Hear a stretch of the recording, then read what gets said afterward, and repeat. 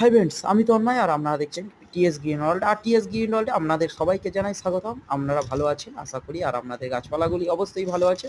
বন্ধুরা, এই বর্ষার সিজনে আমরা একটি নতুন আইডিয়া নিয়ে চলে এসেছি। বন্ধুরা, আমরা যে অপরাজিতা ফুলের গাছগুলি রিপোর্টিং করেছিলাম সেগুলো দিয়েই লোগো বানাবো। আপনারা থাম্বনেল দেখে ঠিকই বুঝেছেন।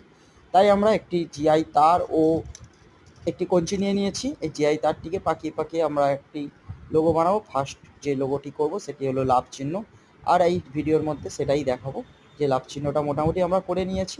দেখুন, মোটামুটি একটা আকার দিয়েছি লাভ চিহ্নটার।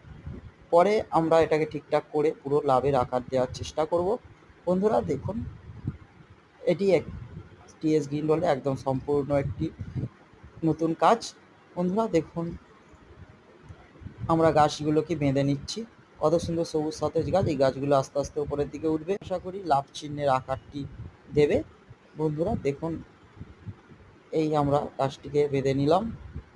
আর বন্ধুরা দেখুন, বাকি গাছগুলি এগুলো পরস্পর এক একটি করে লোগো দেখানো হবে, সেটি আপনাদের সামনে পরস্পর দেখানো হবে। আর এটাই হলো 1 বছর আগে আনা আমার সেই বনসাই করার জন্য এনেছিলাম যে অশ্বত্থ গাছটি, সেটি প্রাইমারি কাটিং হয়ে গেছে বন্ধুরা, এবং ওয়ারিং করে রাখা আছে।